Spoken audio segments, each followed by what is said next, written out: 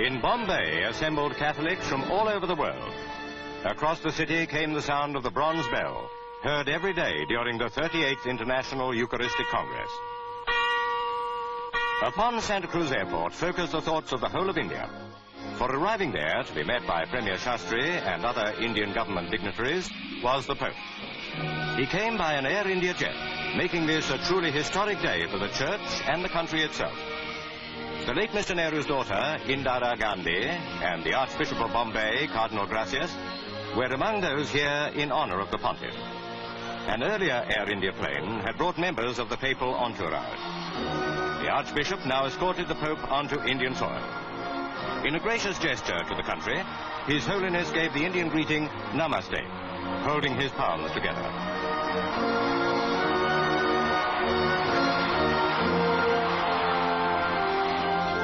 Mr. Shastri personified the invariable hospitality of India's welcome to great personages from abroad.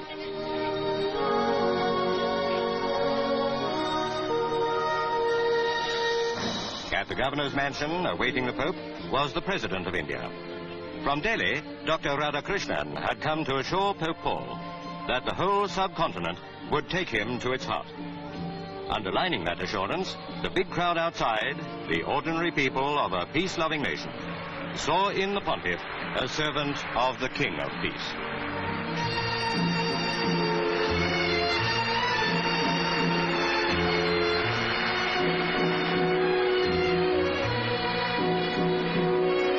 After the blessing, the people here and their president, for the time being, bade the Pope farewell.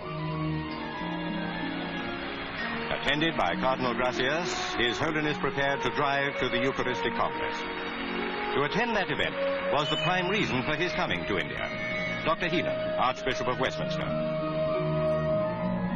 Breathtaking was the spectacle of the Oval, converted for the Congress into a gigantic open-air cathedral, where fully 300,000 worshippers attending the consecration of bishops saw several initiates into the priesthood take their places.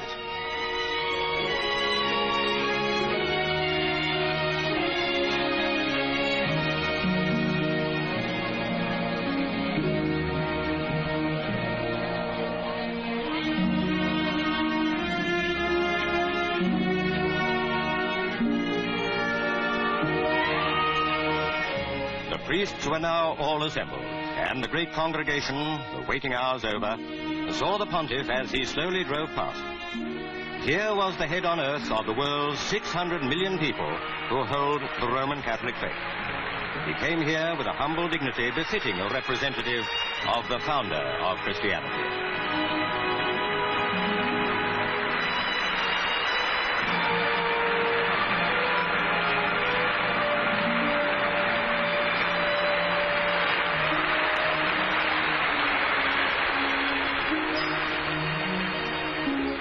No prisoner of the Vatican is Pope Paul.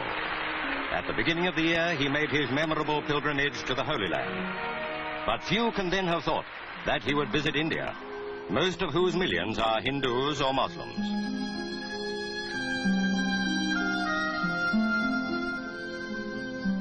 They brought the sick to receive blessing, as the lame and the halt were taken to the Master 2,000 years ago.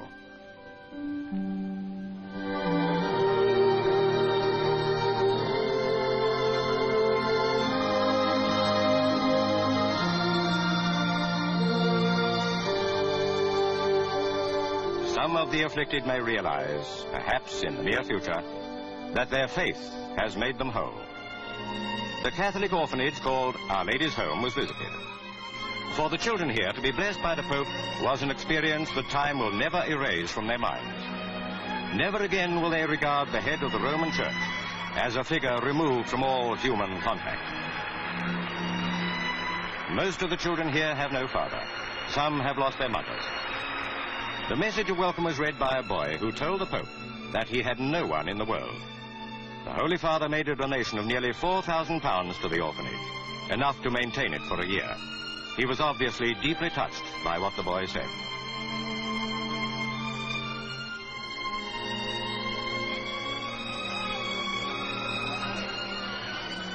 One of the Pope's last engagements in India was at Bandra, to the north of Bombay, to visit the Basilica of Our Lady of the Mount.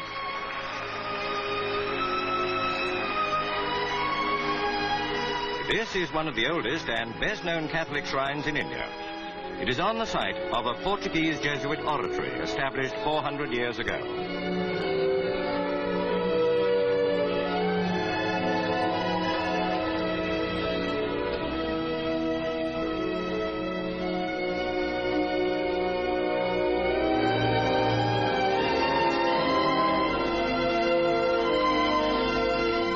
Among the enormous population of India, Roman Catholics, more than 6 million though they number, are a tiny minority.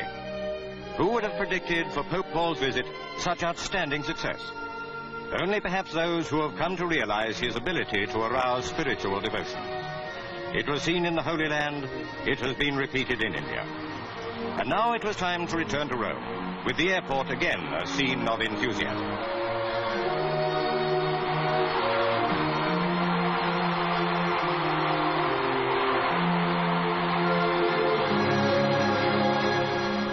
This quiet man, by his physical presence, has manifested the power of faith far and wide. For millions in India, a religious revival may spring from the visit of Pope Paul VI.